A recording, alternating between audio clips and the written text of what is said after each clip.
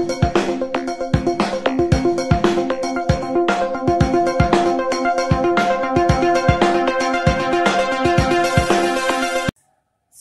hebat, luar biasa.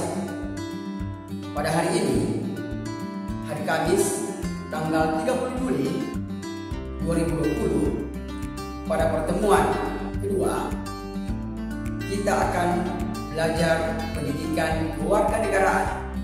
Dalam hal ini akan disampaikan oleh Bapak Agustinus Rore SPD. Simak videonya, pasti kita bisa.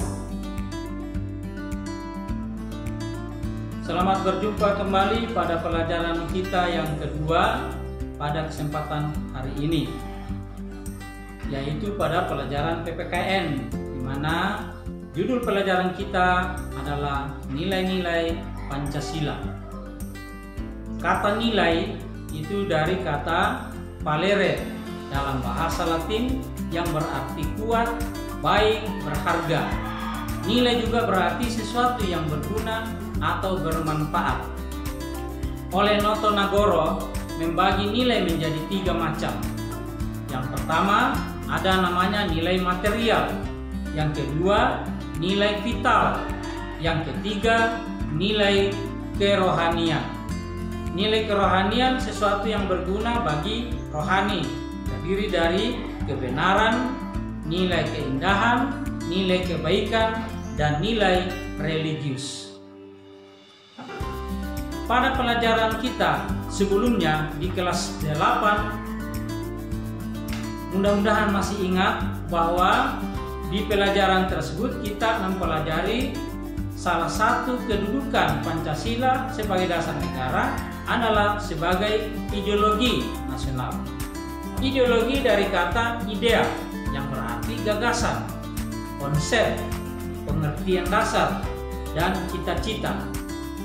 Kata logos berarti ilmu. Jadi secara harafiah atau bentuk tidak baku, ideologi berarti ilmu pengetahuan dasar.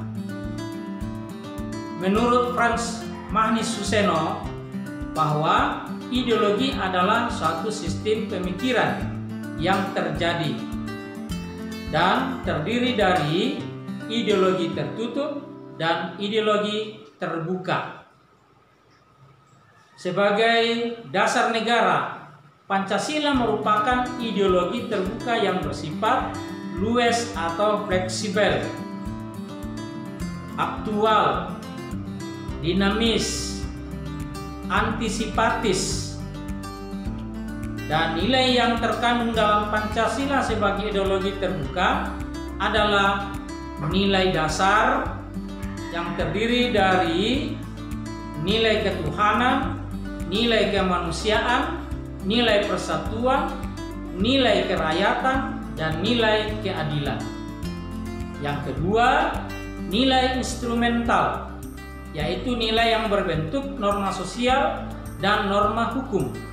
Dan yang ketiga, nilai praktis, yaitu nilai yang sesungguhnya dilaksanakan dalam kenyataan hidup sehari-hari.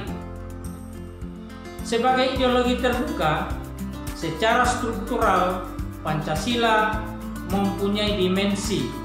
Yang pertama ada namanya dimensi realitas, yang kedua dimensi idealisme, dan yang ketiga dimensi normatif, yaitu penjabaran nilai-nilai yang ada dalam Pancasila dalam suatu sistem norma kenegaraan yang lebih operasional. Oleh karena itu, Pancasila berkedudukan sebagai norma tertib hukum tertinggi di negara Indonesia. Dan perwujudan nilai-nilai Pancasila dalam berbagai bidang kehidupan dapat kita lihat pada hal yang pertama, nilai di bidang politik, nilai Pancasila di bidang politik, seperti misalnya lembaga negara, hukum, sistem demokrasi. Dan yang kedua, perwujudan nilai-nilai Pancasila di bidang ekonomi. Penegasannya ada pada pasal 33 Undang-Undang Dasar Negara Republik Indonesia tahun 1945. Dan yang ketiga, perwujudan nilai-nilai Pancasila di bidang sosial budaya, misalnya menghargai dan melestarikan keragaman budaya Indonesia. Dan yang keempat, perwujudan nilai-nilai Pancasila di bidang Hankam, dijelaskan pada Undang-Undang Dasar tahun 1945 pada pasal 27 dan pasal 30. Nah, anak-anakku sekalian, pada kesempatan ini kita lanjutkan pelajaran itu dengan mengerjakan tugas di rumah, dan silakan perhatikan tugas-tugas tersebut yang ada pada tugas sebagai berikut. Sekira demikian, terima kasih, selamat belajar di rumah, dan salam sehat untuk kita semua.